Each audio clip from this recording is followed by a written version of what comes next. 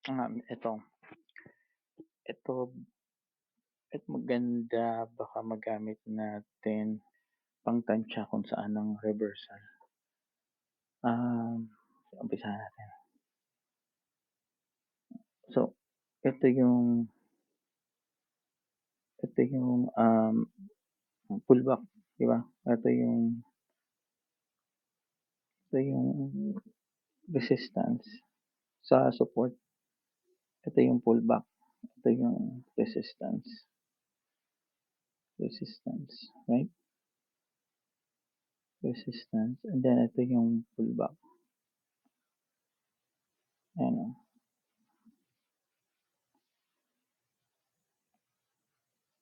Ito, pullback. Ayan.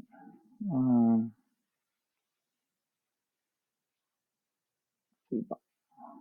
Tama. Tama, di ba? Resistance and pullback, and then pataas na. Well, pag nandito na kayo sa taas, yung kada taas niyan, pwede nyo gawa na ito. Itong try natin to, saan to? Itong resistance na to. Ayan. Resistance na yan.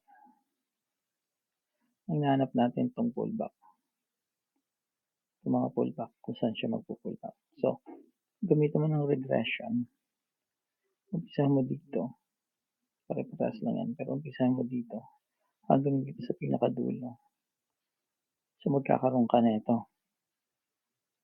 Magkakaroon ka niyan.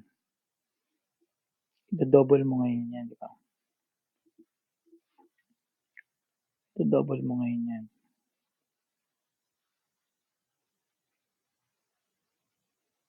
Double yan. Remember, wala pa ito. Ito. Wala pa yan. Yan pa lang tayo. Ngayon, na-double mo na. Nakita mo itong tumama na to. Itong tumama na to. Tumawid na ng trend line mo. Sabihin natin yan na support. Tumawid na ng trend line mo. Pwede mo yan gawa ng parallel. Regression pala. Regression. Yan. Yan ang regression mo. So, ang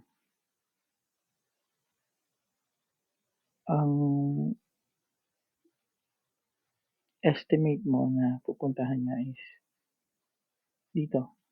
Ito. Yan ang possible pullback.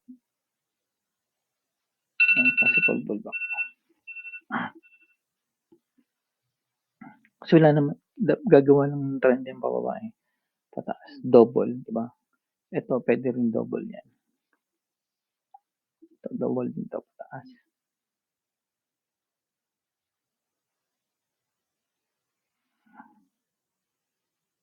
Taas naman yan.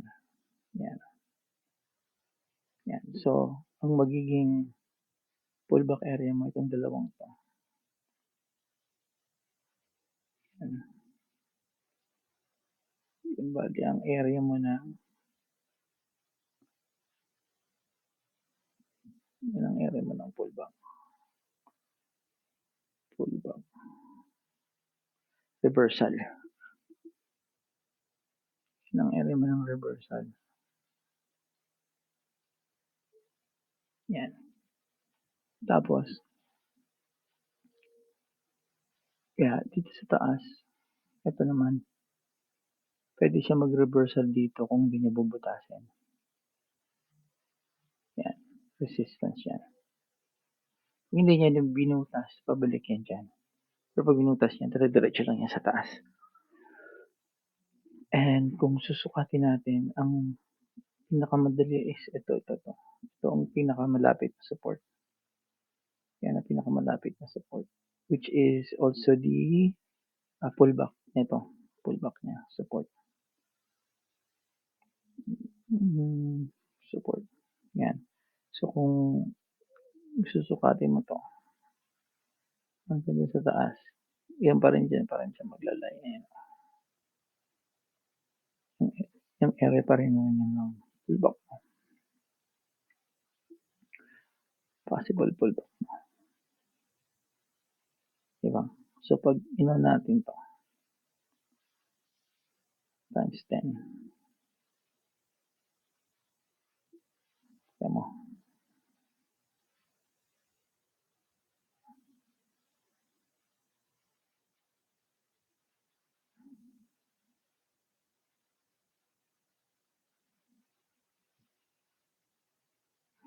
Hindi nalalayo. Diba? O diba? Pati sa taas niya mo. Sa-break niya na yan. So, didiretso na sa taas yan.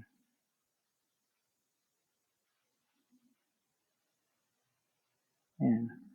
Na-break niya. Kung hindi niya na-break yan, babagsak yan ulit. Oh, nice, right? Nice. Anyway, yan lang for today. Safe trading.